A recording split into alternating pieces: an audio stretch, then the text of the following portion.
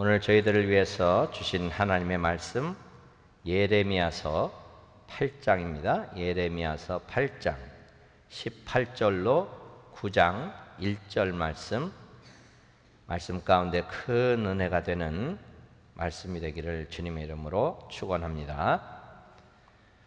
슬프다 나의 근심이여 어떻게 위로를 받을 수 있을까? 내 마음이 병들었도다. 딸, 내 백성의 심히 먼 땅에서 부르짖는 소리로다.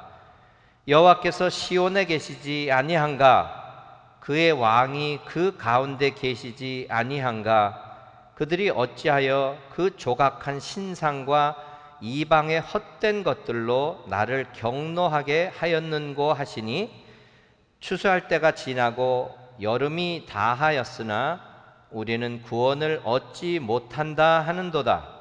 딸, 내 백성이 상하였으므로 나도 상하여 슬퍼하며 놀라움에 잡혔도다.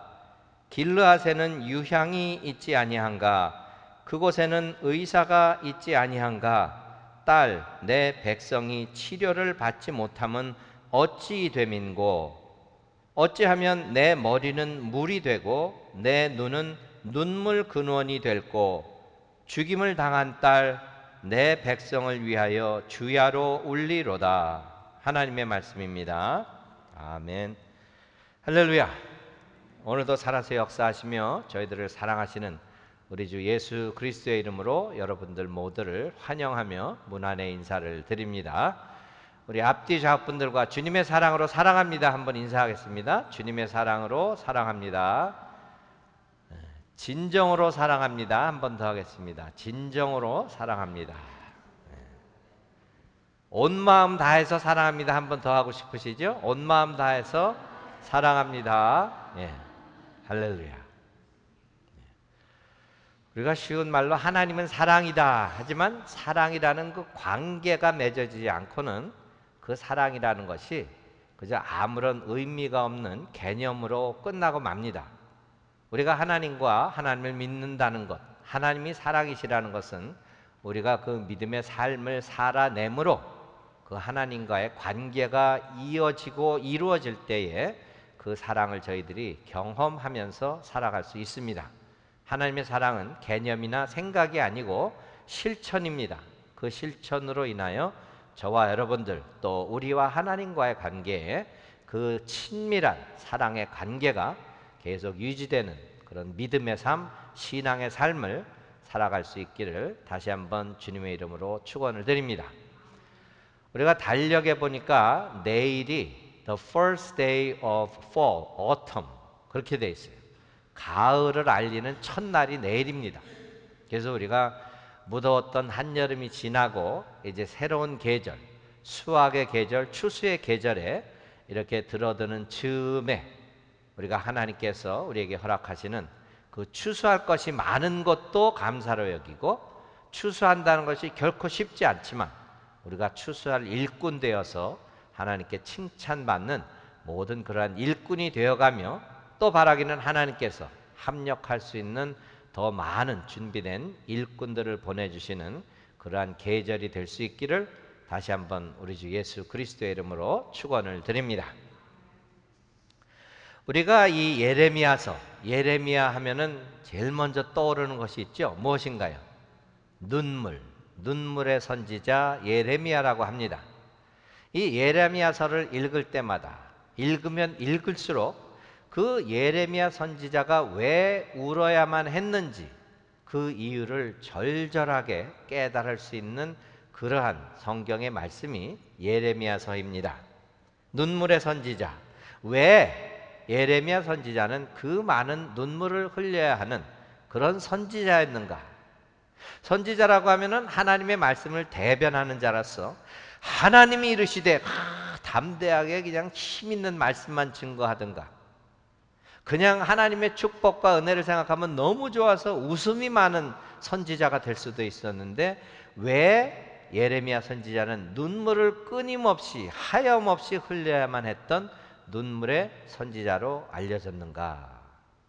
그 성경 말씀을 통해서 보면은 우리가 그 선지자였던 예레미야는 하나님의 마음으로 그 백성들을 보았기 때문에, 하나님의 선택받은 백성들을 보았기 때문에 눈물을 흘릴 수밖에 없었던 예레미야 선지자였다. 왜 그랬다고요? 하나님의 마음으로 그 백성들을 보았기 때문에 선지자로서 눈물을 흘리지 않을 수가 없었다는 것을 오늘의 본문 말씀을 통해서 저희들이 하나님의 마음을 새롭게 깨달을 수 있는 저와 여러분들이 되시기를 바랍니다.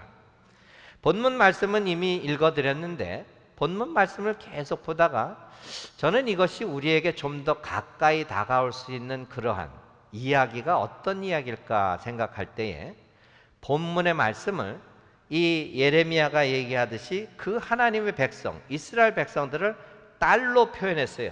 불쌍한 백성, 가엾은 백성, 그러면서 딸로 표현을 해서 사실 본문의 말씀을 다시 한번 이렇게 조금 깊이 있게 읽고 뜻을 헤아리면서 시집 보낸 딸, 딸을 시집 보낸 그런 친정 엄마의 마음으로, 내가 친정 엄마인데 예레미야다, 그 마음을 깨닫기 위해서 다시 한번 말씀을 이렇게 짚어봤으면 좋겠어요. 그래서 여러분 모두가 뭐 딸을 시집 보낸 경험이 있으신지 모르겠지만 딸을 시집 보낼 분도 계시고 보낸 분도 계시지만 저 머나먼 곳으로 딸을 시집 보낸 친정엄마의 마음으로 한번 이 말씀을 다시 한번 살펴볼까 합니다. 오늘 본문의 첫째 절인 18절을 보니까 슬프다 나의 근심이여 어떻게 위로를 받을 수 있을까 내 마음이 병들었도다. 이제 딸을 먼 곳에, 그 사랑하는 딸, 그냥 금과 같이 귀하고 정말 세상에 무엇과도 바꿀 수 없는 아름다운 딸을 먼 곳에 시집을 보냈어요. 그것도 종갓집에 맏며느리로 시집을 보냈네. 그런데 들려오는 소리가 별로 그렇게 좋은 소식이 아니에요. 그러니까 이 친정엄마가 근심, 걱정, 그냥 눈물이 끊일 날 없고 삶의 기쁨이 없어졌다는 그런 마음이에요. 19절에 보니까 딸, 내 백성이 심히 먼 땅에서 부르짖는 소리로다. 들리는 소리가 꼭 딸이 그냥 아이고 엄마 난 너무 힘들어, 구박받아, 왜 이렇게 힘들어, 그런 소리만 들리는 것이. 그러니 친정엄마 마음이 어떻겠어요? 금이야오기야 하고 키웠던 그 딸이 먼 땅에서 부르짖는 소리를 듣는 그 엄마의 마음. 여호와께서 시온에 계시지 아니한가, 그의 왕이 그 가운데 계시지 아니한가, 그들이 어찌하여 그 조각한 신상과 이방의 헛된 것들로 나를 경노하게 하였는고 하시니. 근데 소식을 들어본 즉 종갓집의 맏며느리면 다 조상님들 모시는 제사를 잘 지내야 되는데 이건 뭐 제사 음식을 할 줄 알기를 하나, 그냥 귀염만 받고 자라서 음식 못한다고 구박받아, 조상님 또 제대로 제사 드리는 걸 아나, 또 조상님 제대로 못 모셨다고 구박받아. 그러니까 우는 소리만 들리는 거예요. 그 마음을 듣는 친정엄마의 마음, 이렇게 조금 감이 더 가까이 다가가시죠? 아이고 내 불쌍한 딸, 삶에 이제 기쁨도 없고 그 불쌍한 것 가서 구박만 받고, 음식 못한다고 구박받지, 조상님 제대로 못 모신다고 구박받지, 구박 덩어리가 된 딸을 생각해 보세요. 마음이 얼마나 아프겠어. 거기다가 20절에 보니까 추수할 때가 지나고 여름이 다하였으나 우리는 구원을 얻지 못한다 하는도다. 아니 시집가서 몇 년 동안 겪었으면 이제 뭐 어려운 거 다 겪고 받아보고 눈썰미가 좀 있으면 이제 음식도 좀 제대로 하고 제사상도 좀 제대로 차리고 칭찬도 받으면서 살만하련만, 이건 뭐 아직도 구박덩어리 천덕꾸러기로 계속 살아가요.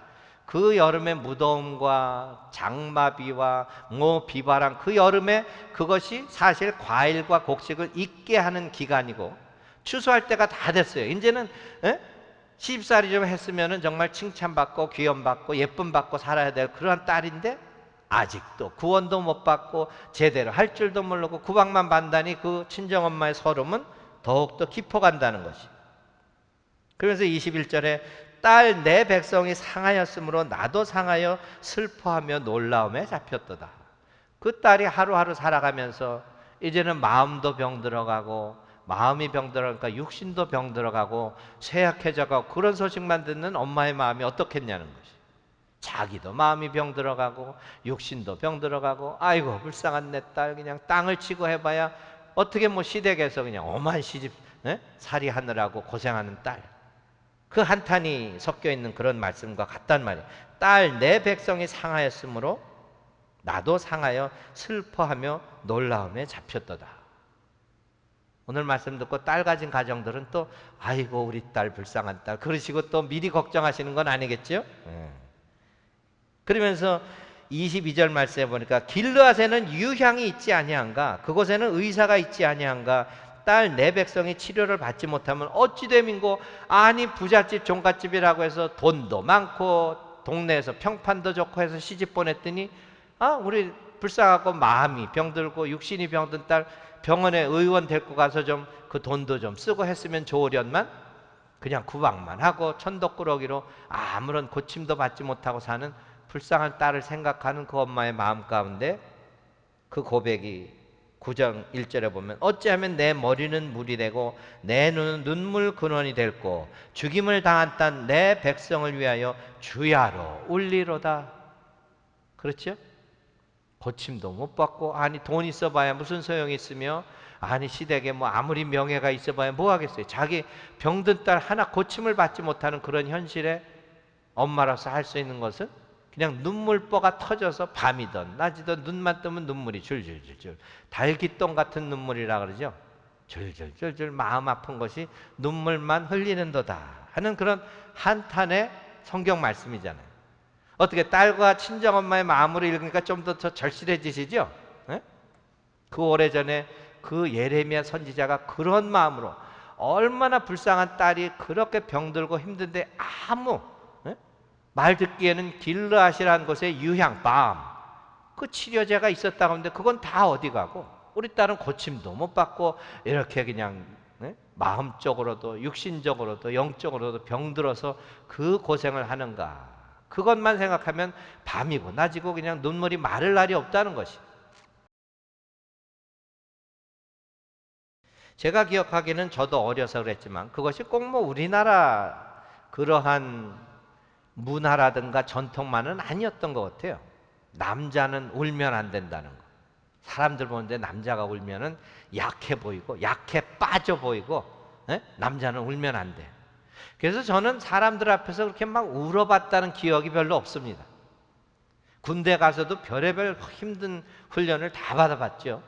그래도 뭐 집 생각하면서 울고 뭐 그랬던 기억은 없었던 것 같아요. 아무리 힘들고 그래도 남자인데 어려서부터 그런 교육을 받았으니까. 그런데 제가 가만히 이제 사람들 앞에서 눈물을 펑펑 흘리면서 울어본 적이 있는가 생각하면 있단 말이에요.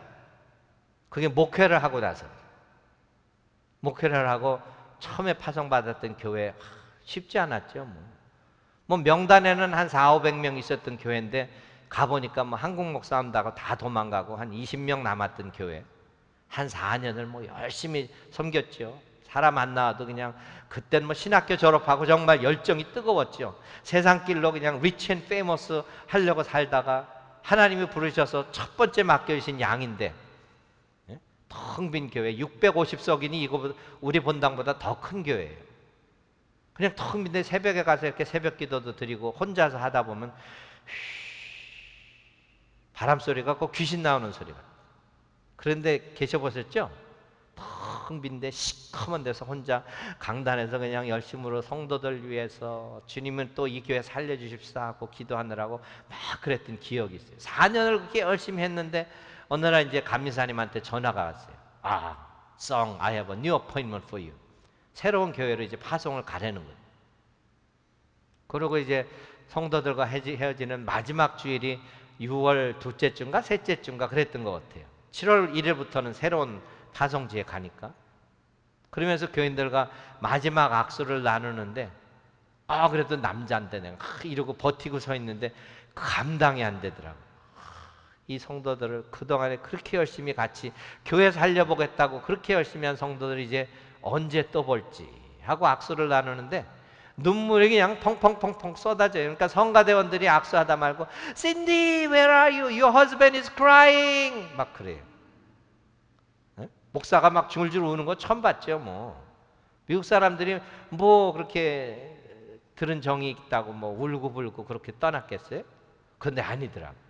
저는 목회를 안 하려다가 해서 더 애착이 가서 그런가 그 나이 들고 사실 스코틀랜드 사람들, 평생 보지도 못했던 사람들 4년 동안 뭐 정이 들었으면 얼마나 들었겠어요. 그런데도 하나님의 교회를 위해서 죽자 사자 막 열심히 한 교인들이니까 그게 아니더라. 눈물이 막 그냥 정말 달기똥보다도 더 큰 눈물이 뭔지는 모르겠지만 공룡의 눈물인지 모르겠어요. 저도 그렇게 많이 울어본 적은 처음인 것 같아요. 근데 그게 제가 마음이 연약하고 그냥 기가 허약해서 그렇게 울었을까요? 그 성도들을 너무 하나님께서 맡긴 양들인데 I cared for them. 그분들을 정말 열심히 섬기려고 했던 성도들과의 헤어짐이니까 눈물이 난 거지. 이 예레미야가 정말 약해 빠지고 하나님의 선지라고 하면서 그냥 조그만 일에도 눈물이 줄줄 흘리는 그런 선지자였기 때문에 그 많은 눈물을 흘렸을까? 아니잖아요. 정말 하나님의 소명을 받고 그 백성들 하나님이 선택하고 내가 너희들의 숫자를 정말 하늘의 별과 같이 바닷가의 모래와 같이 많게 하는 그런 놀라운 축복을 하리라 하신 언약의 하나님을 배반하고 계속 사는 모양새가 죄만 짓고 하나님의 뜻에선 멀어져 가고 정말 안타까운 마음밖에 없단 말이에요. 어떻게 해서라도 이 백성을 돌이켜서 하나님께서 제일 기뻐하시는 그런 백성의 삶으로 돌이키고 싶은데 할 수는 없고 Is there any physician? 무슨 의사라도 있어서 수술이라도 했으면 좋겠어. Is there no balm in Gilead? 유항이 아니라 뭐라도 있어서 그 백성들을 돌릴 수 있었으면 좋은데 사람이 할 수 있는 것은 아무것도 없다는 것이. 그걸 깨닫고는 이 어려운 시기에 나 같은 선지자를 택하신 하나님 너무 죄송하고 그 백성들 그냥 그 먼 곳에서 울부짖는 울부짖음, 사망의 음침한 골짜기가 아니라 사망으로, 그것도 영원한 사망의 길로 한 걸음 한 걸음 가는 그 백성들을 보는 그 안타까운 마음 때문에 울 수밖에 없었다는 예레미야 그 선지자였다는 것이. 오늘 아침에도 우리 회중들한테 124년인데 금년이 124년 동안 여러분들 당신들 목사가 당신들 때문에 눈물을 흘리는 거 본 사람 있으면 한번 손 들어보라 그랬더니 아무도 손을 안 들어요. 당신들이 죄짓고 하나님이 하려는 거 안 하는 아주 게으른 종이고 길 잃어버리고 사망의 길로 아주 영원한 지옥으로 가는 삶을 살 때 그것이 막 안타까워서 눈물 흘린 목사가 124년 동안 한 명이라도 있었느냐, 아니면 한 명이라도 눈물 흘리는 눈물을 받느냐 물어봤더니 아무도 없더라고. 하나님의 소명을 받고 정말 하나님 맡기신 양들을 생명의 길로 인도하라고 하셨는데 그렇지 못하는 그 선지자의 마음, 그 예레미야의 마음이 정말로 먼 곳에 볼 수도 없는 곳에 시집 보낸 귀한 딸, 들려오는 소식은 울고불고 그냥 천덕꿀이 되고 이제는 마음의 병, 육신의 병까지 걸려서 고칠 수도 없는 그러한 처지에 있다는 그러한 소식을 듣는 엄마의 마음이 어떻겠는가. 하나님의 마음은 물론 더하겠지.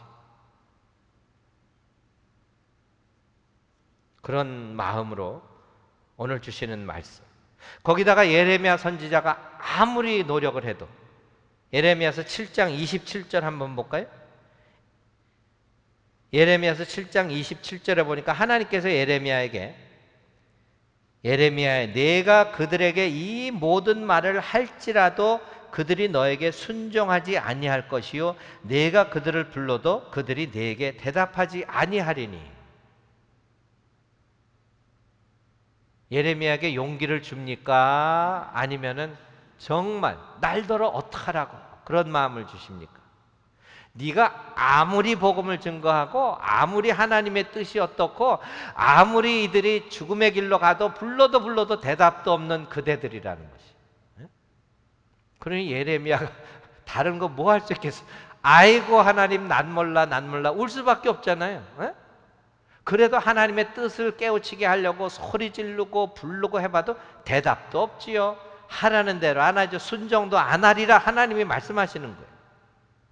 그러면 예레미야는 선지자라고 해서 이미 바빌론이라고 하는 강대국이 점령을 하고 이스라엘 민족들을 다 쳐 죽이고 그냥 남은 자들을 생포해서 바빌로니안 엑사일이라고 그러죠. 다 포로가 돼서 바빌론에 끌려가는 그 삶을 70년을 살았잖아요. 예루살렘으로 다시 돌아오기 전에. 그것을 다 보고 있는 예레미야의 마음이 어떻겠냐고. 죽음의 길로 가는 것도 막 마음이 아픈데 이제는 그 대국 바벨론이라고 하는 강대국이 와서 다 침략하고 짓밟고 막 얼마나 그 마음이 안타깝겠냐. 거기다가 하나님께서 그래도 뭐 돌이켜보려고 하나님을 믿어라, 하나님은 살아계시고 하나님은 너를 용서하실 테니까 회개해라, 듣지도 않고 순종도 않고 대답조차 안 한다는 그런 말씀이랍니다. 우리의 현실은 별로 다른가요? 아무리 복음이 증거되고 십자가의 능력이 선포돼도 세상 것 의지하고 교회가 교회답지 못하고 교회가 도리어 세상에 부끄러운 삶을 살아가는 그 모습이 오늘날의 삶에도 너무너무 비일비재하다는 것을 저희들은 잘 알고 있습니다. 교회마다 있는 그 고질병이 있단 말이에요. 영어 표현으로는 영어 성경에 보니까 sin, sick, soul이라고 해요. 죄로 해서 병이 들어서 막 아픈데 그 영혼의 병이라는 거지. 결국 교회라는 것이 오늘날 이제 겉보기에는 그럴듯한 교회의 모습으로 숫자가 그냥 많아지고 뭐 수백억을 들여서 교회를 짓고 막 겉으로 보기엔 이야 교회가 좋은가 보다 하는데 그 안에서 하나님의 뜻대로 살지 못하는 그 많은 백성들은 정말 종교적인 생활을 하는 거지 신앙의 생활을 하는 것은 아니라는 것이. 세상에 보여지고 남에게 보여지고 체면치레하느라고 열심도 내고 봉사도 하고 선교도 하고 그 중심에 무엇이 있느냐? 그 모든 것이 아무리 휘황찬란하고 눈으로 보암직하고 먹어도 먹음직한 그러한 것으로 보일지라도 그 한 사람 한 사람 마음에 우리 진정한 유향 치료자가 되신 예수 그리스도 그분과의 친밀한 관계가 없이는 아무 짝에도 쓸데가 없다는 것이. 지난주 월요일부터 수요일까지 사모하고 그 둘이 그 유기성 목사님 그 예수 동행 세미나에 참석을 했는데 그분은 뭐 주시는 메시지가 항상 동일하잖아요. 예수님과 아주 그 밀접하고 친밀한 관계로 24시간 24/7 예수님만 바라보라 그 말씀인데, 그러니까 거기에 이제 여러 가지 질문이 있죠. 여러분들 하루에 눈 뜨면서 예수님 생각했습니까? 여러분들 오늘 아침에 눈 딱 뜨고 예수님 생각해 본 적 있으세요? 또 아침밥 먹다가 아 예수님 생각해 보셨어요? 운전하다 말고 또 아 예수님 생각한 적이 있네요. 그러니까 그런 식으로 해서 우리가 정말 믿음의 삶을 산다면은 우리의 믿음이라는 것이 예수 그리스도께서 십자가에서 보혈 흘리시고 그 보혈의 능력으로 우리 용서받고 죄사함 받은 그 관계가 유지되어야 하는 것이 믿음의 삶인데 하루에 몇 분이나 생각해 보시냐고. 그러니까 그 모임이 주로 이제 목사님, 사모님, 또 교회 지도자들. 그런데 그런 질문을 이제 직접 써보라 그랬어요. 다. 목사님, 사모님, 교회 지도자들. 오늘 아침에 눈 떠서 예수님 생각했습니까? 아니요. 여러분들 밥 먹다 말고 예수님 생각했습니까? 아니요. 여러분들 운전하다가 예수님 생각했습니까? 아니요. 그렇게 쭉 대답하는데 거의 다가 아니요란 말이에요. 우리 지금 목사님, 사모님, 교회 지도자들 얘기해요. 그리고 마지막에 오늘 하루 24시간 중 몇 분, how many minutes 예수님을 생각했습니까? 예수님을 위해서 뭐 일하고 뭐 봉사 이건 둘째치고 예수님을 생각이라도 했냐는 얘기. 거의 다 대부분이 10분 쓴 사람도 그렇게 많지 않아요. 그저 뭐 한 3분 잠깐 생각하고 아 기도는 했으니까 또 예수님 이름으로 기도했으니까 예수님 생각했다. 뭐 그런 정도라는 거예요. 우리가 정말 하나님 앞에 내 심장에 내 마음의 깊은 곳까지 들여다보시는 하나님 앞에서 저 하루 종일 하나님만 생각했습니다. 하루 종일 하나님 은혜에 감사했습니다. 담대하게 누가 그렇게 하겠냐고. 그 관계가 유지되고 그 관계가 점점 더 가까워질 수 있는 삶이 바로 성화의 삶 아니에요? 예수님과 같이 되어가는 거예요. 비록 예수님은 하나님의 아들이었음에도 불구하고 순종하신 분이란 말이에요. 그런데 이스라엘 백성들은 예레미야 선지자가 아무리 복음을 증거하고 아무리 불러도 순종하지 아니하고 대답조차 아니하리라. 하나님이 이미 아시니까. 그런 백성들에게 무슨 치료제가 필요하겠어요? 예? 정말 우리말로 마이신, 비타민, 무슨 뭐 항생제 다 소용이 없다는 것이. 오직 balm of Christ Jesus, 예수 그리스도라고 하는 그 유향, 보혈의 능력만이 그 삶을 돌이킬 수 있고 그 삶의 용서함과 구원함을 이룰 수 있다는 것을 예레미야 선지자의 눈물을 통해서, 하나님의 마음을 대변하는 그 눈물을 통해서 우리에게 오늘도 그 교훈을 주시고 있다는 것을 기억할 수 있기를 바랍니다. 그러면 이제 남은 것은 저와 여러분들이 그 하나님께서 그 주시는 balm of Jesus Christ, 예수 그리스도라고 하는 그 유향, 약을 어떻게 받느냐, 그게 중요하잖아요. 여러분들 기억나실지 모르지만 저도 옛날에 조금 할 때 이렇게 아프고 그러면은 옛날엔 거의 다 가루약이었어요. 그렇죠? 무슨 뭐 뇌신, 머리 아플 때 먹는 뭐 뇌신, 뭐 그게 한자로 분석하니까 이 머리를 고치는 신과 같은 약이다 해서 그런 것 같아. 그것도 가루약이에요. 그러면 이렇게 커피 숟갈 같은데 어머니가 이렇게 해서 꼭 새끼손가락이더라고. 이렇게 져서 이렇게 먹여주시잖아요, 입에다가. 얼마나 쓴지 아직도 그 생각하면 막 그 쓴 것 때문에 막 이렇게 소름이 돋을 정도예요. 그 기억 안 나세요? 옛날에는 그 약들이 굉장히 썼어요. 근데 우리말에 그런 말 있잖아요. 양약은 입에 달다, 시다, 짜다, 쓰단 말이에요. 하나님께서 그러면 이스라엘 백성에게 왜 심판을 하시고 왜 바벨론이라는 아수르라고 하는 강대국을 통해서 침략하게 하시고 다 짓밟히게 하시고 그런 일을 하시는가? 사랑의 하나님, 은혜의 하나님, 축복만 하셔도 모자랄 텐데 왜 그런 저주와 심판을 하시는가? 하나님께서도 도저히 정말 radical, heavy dose, 그렇게 아주 쓰디쓴 약으로 아니고는 돌이킬 재간이 없으니까. 아무리 예레미야 선지자를 보내고 아무리 하나님의 사람들을 보내서 복음을 증거하고 옳은 길을 살게 하려도 듣지도 않고 순종하지도 않고 대답조차 아니하는 그 백성들에게 할 수 있는 것은 하나님께서는 정말 judgment, 심판할 수밖에 없었단 말이에요.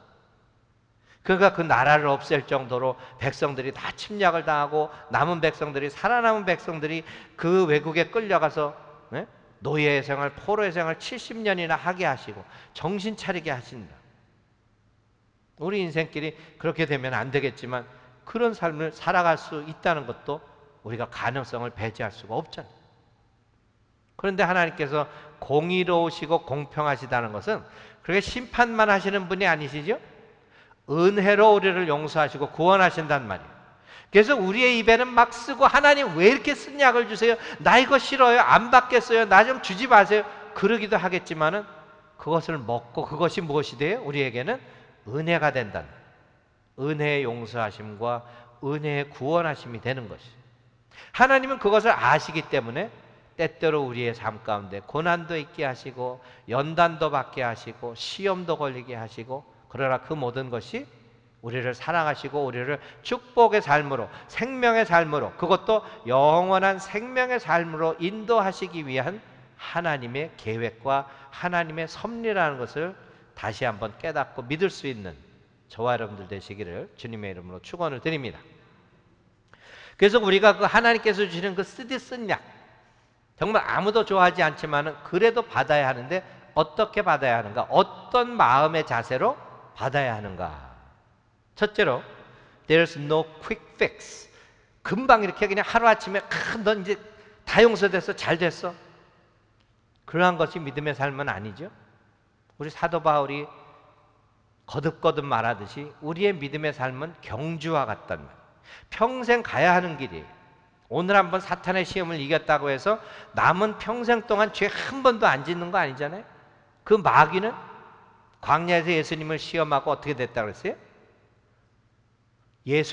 주님을 적절한 기회가 올 때까지 떠났다 그랬어요. Left Jesus until the opportune time. 그냥 기회만 노리는 거예요. 하나님의 백성들을 어떻게 잡아서 그냥 영원한 형벌, 지옥불로 끌고 다니는가 기회만 보고 있단 말이에요. 평생 동안. 그러니까 우리의 믿음의 삶이라는 게 쉽지 않은 것이, 인내하고 견디고 믿음으로 지켜야 하는 것을 평생 하셔야 된다는 것을 우리가 다시 한번 기억할 수 있기를 바랍니다. 여러분들 돌아온 탕자의 이야기 잘 아시잖아요. 돌아온 탕자가 뭐 하루아침에 아이고 나 잘못했네 이렇게 하고 주님께 돌아온 거 아니죠. 아버지께로 나의 분깃을 내게 주옵소서. 아버지 오늘 아주 죽은 거로 치고 유산 중에 반을 나에게 미리 주시면은 내가 가서 그냥 하고 싶은 거 다 하고 살 테니까. 그러고 가서 허랑방탕하게 다 쓰고 돼지의 쥐염 열매 그냥 그거 사람이 먹지도 않은 거 버리는 거 먹겠다고 막 싸우고 하다 보니까 이게 내 인생이 무슨 인생인가? He came to his own senses. 정말 제정신이 들어올 때까지는 시간이 걸렸단 말이에요. 아버지 집에서는 종들도 이거보다 더 나은 대접을 받는데 아버지 집에 가서 그냥 종만큼만 대접을 받아도 난 살 수 있는데 하고 돌아섰단 말이에요.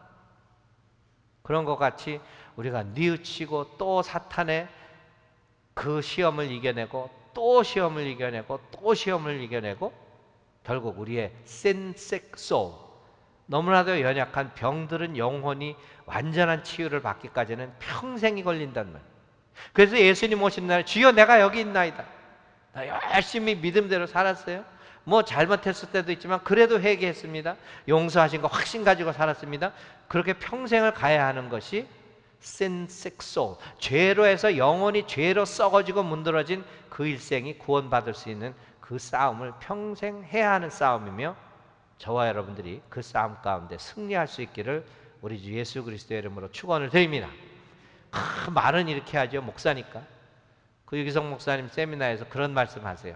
목사님들 여기 다 와 계시는데 한번 생각해 보시다니.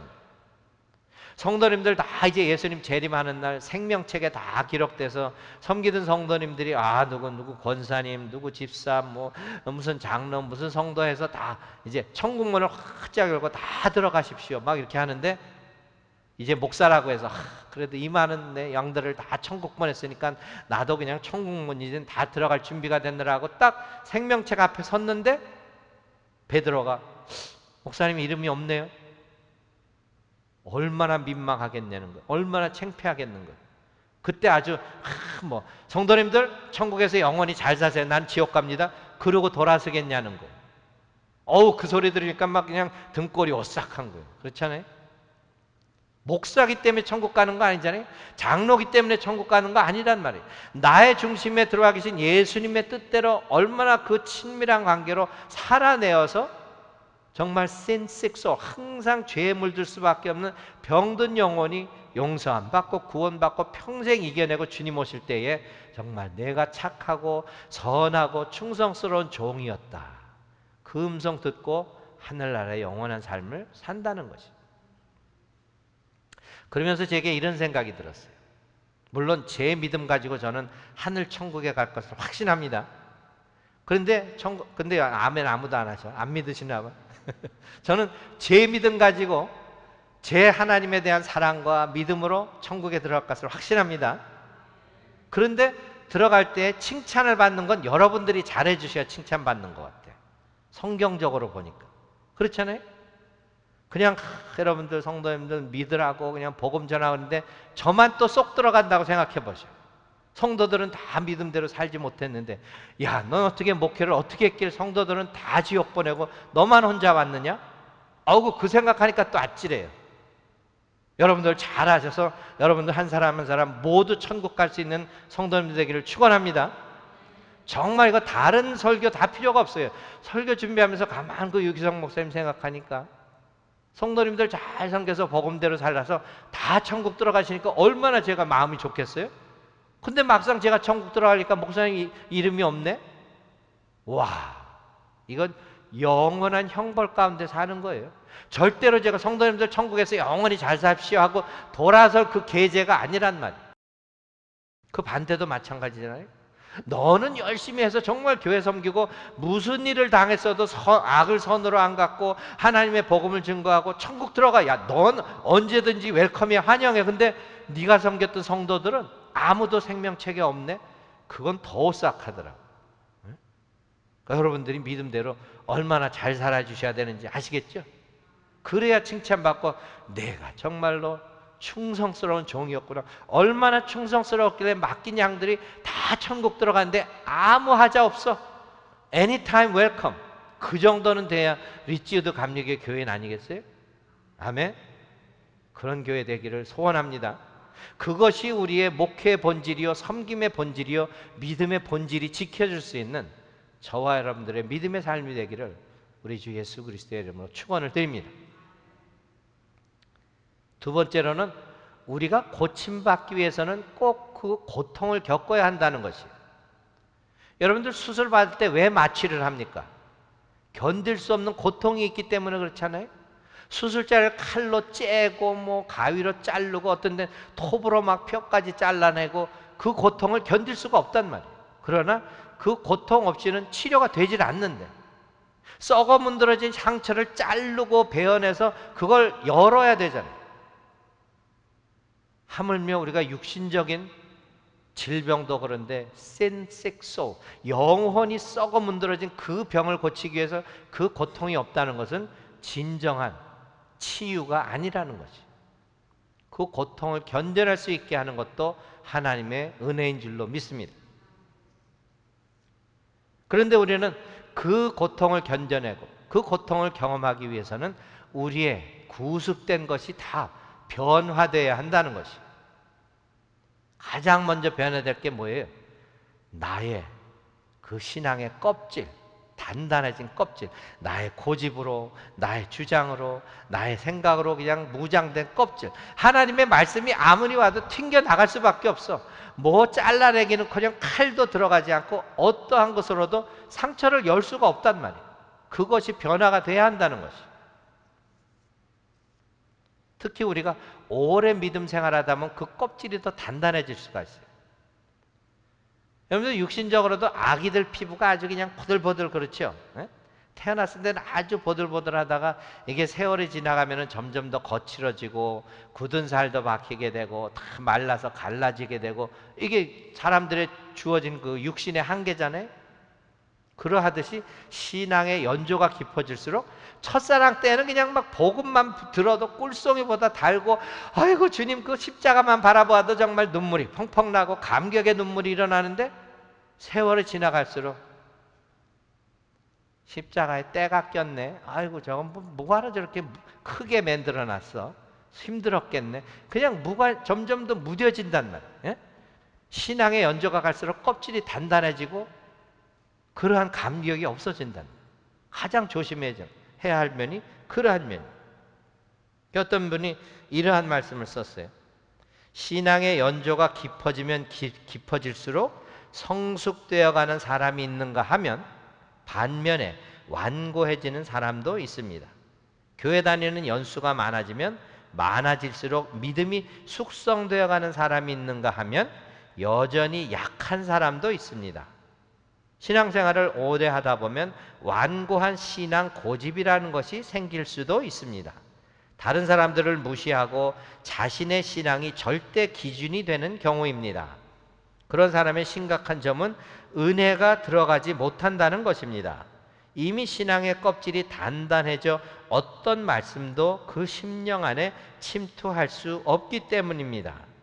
특별히 특정한 은사가 있는 분들은 그 증상이 심한 경향이 있습니다. 자신의 은사만이 은사답고 다른 사람의 은사는 은사답지 않게 생각하기 때문입니다. 그렇죠?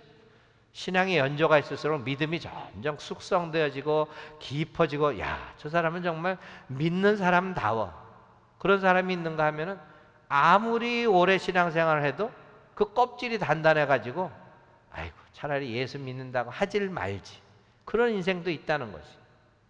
특히 남을 무시하고 뭐 아무리 복음이 들린다고 해도 들리지도 않고 이미 자기 껍질이 다 구성이 되어 있으니까 그것이 깨어지고 변화되어야 하는 것이 바로 예수 그리스도라고 하는 그 보혈의 능력이요, balm of Christ Jesus, 예수 그리스도라고 하는 그 유향의 약의 능력이 쓰더라도 고통이 있을지라도 그 껍질이 깨어지는 고통이 있어야 치유가 있다는 것을 기억하고 순종하고 그 말씀 따라 살아갈 수 있는 저와 여러분들 되시기를 주님의 이름으로 축원을 드립니다. 세 번째로 기억해야 할 것은 그냥 아이의 입을 벌리고 상처를 찢어내고 깨어서라도 우리에게 고침, 치유함을 주시고자 하는 것이 하나님의 뜻이라는 것이. 절대로 하나님은 그 백성을 포기하지 않으신다는 것이. 우리의 믿음 가운데 얼마나 아이고 주님이 이제 내 기도도 안 들으셔. 하나님도 없나 봐. 네? 어제도 새벽 예배 때 잠깐 말씀드렸지만 어느 목사님의 고백인데 주변의 교회들이 자꾸 문을 닫는데 하도 어려우니까. 그러고는 목사님들이 교회를 떠나고 하나님을 부인한다는 것이. 그러면 목회를 하고 교회를 섬겼다는 게 다 교회가 성전이 콸콸 넘쳐나고 대형 교회가 되고 그래야만 하나님이 있는 거라고. 목사라는 사람들.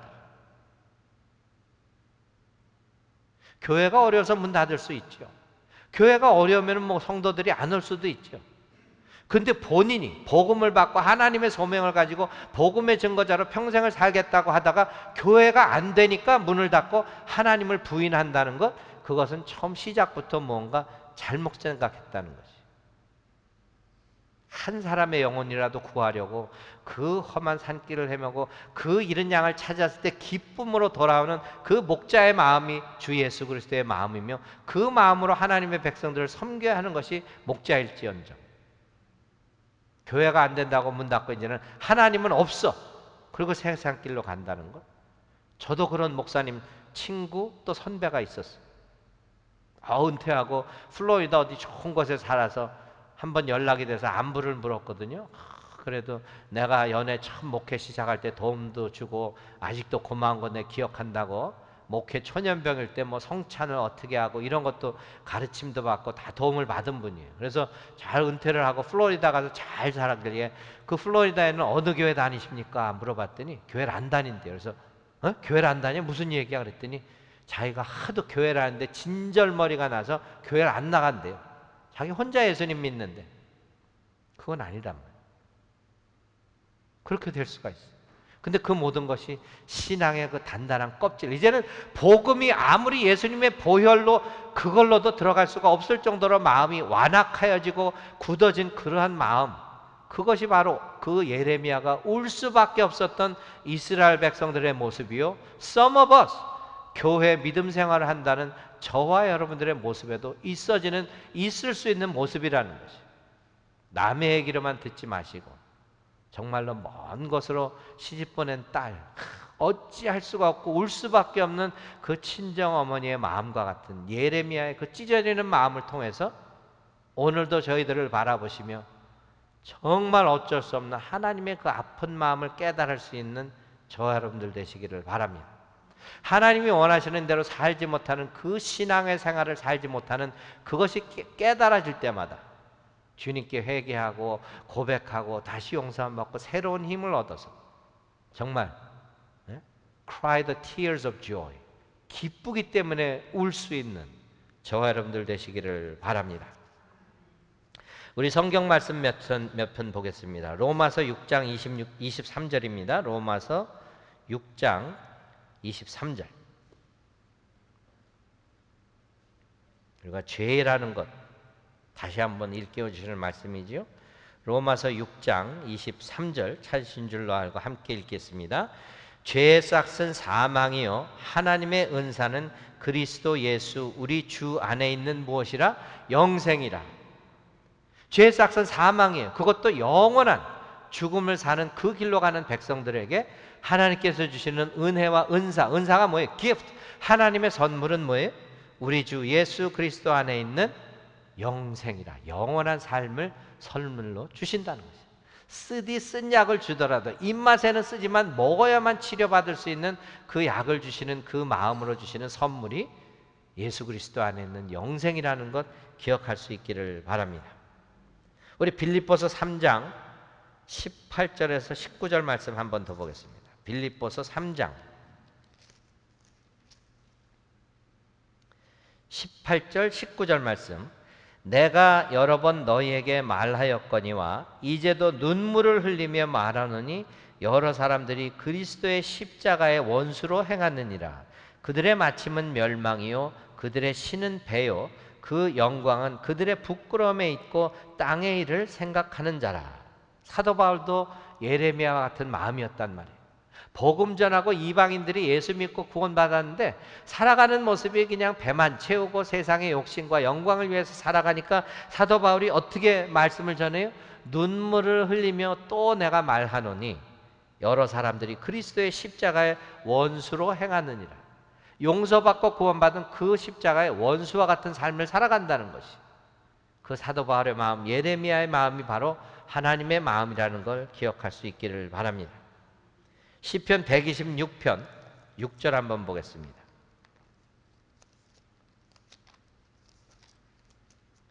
시편 126편 6절 말씀 함께 읽겠습니다. 울며 씨를 뿌리러 나가는 자는 반드시 기쁨으로 그 곡식단을 가지고 돌아오리로다. 아멘. 우리가 복음, 그 복음의 씨앗을 얼마나 뿌리기가 힘듭니까? 우리가 물티슈도 나눠줘 보고 뭐 교회 이렇게 초청의 카드도 나눠줘 보고 얼마나 어려운 세대에 살고 있어요. 그러나 눈물로 씨를 씨를 뿌리러 나가는 자는 반드시 어떻게? 기쁨으로 그 곡식단을 가지고 돌아오리로다. 우리가 추수의 계절이라고 하는데 그 무더운 여름 다 견뎌냈는데 이제 추수의 계절에 그 곡식단만 가져올 생각을 하면 어떡하겠어요? 먼저 무엇을 해야 된다고요? 눈물로 씨를 뿌려야 한다고 했습니다. 이제 우리가 합력하여서 정말로 하나님께서 원하시는 그 복음의 씨앗을 뿌린다는 것이 무엇인지, 그것이 단지 길거리에 나가서 그냥 전도지 주고 물수건 놓아주는 것만이 아니란 말이에요.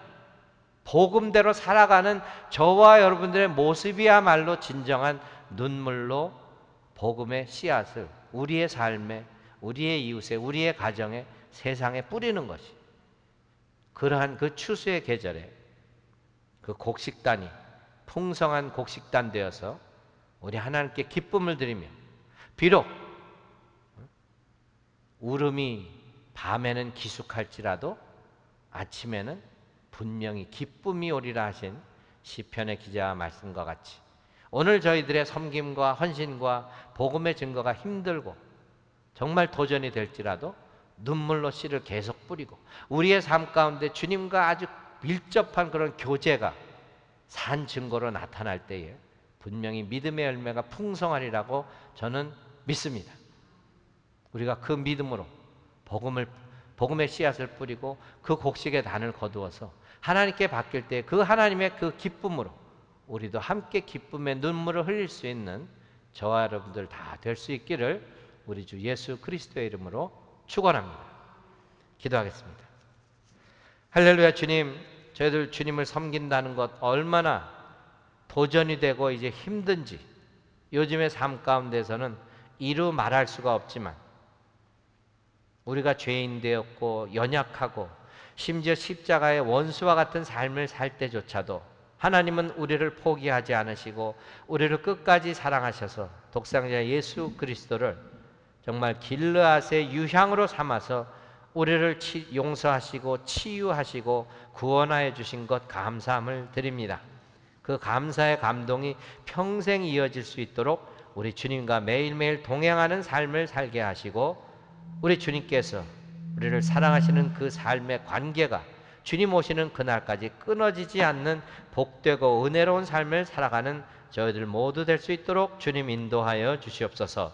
오늘을 살아가며 우리 삶의 환경이 어떠하든 우리 사도 바울의 고백과 같이 내가 자족할 수 있는 모든 비결을 배웠노라 하는 그 자족함으로 우리 주님을 섬기며 하나님의 백성들을 섬길 수 있는 온전한 교회 될 수 있도록 주님 모든 것을 주장하시고 우리의 삶을 하나님의 영원한 세상으로 인도하여 주시옵기를 간절히 바랄 때에 우리를 위하여서 그 고난과 고통을 십자가에서도 견디시고 마지막 숨까지 내어주시며 다 이루었도다 하신 우리 주 예수 그리스도의 이름 받들고 감사하며 간절히 기도드렸사옵나이다. 아멘.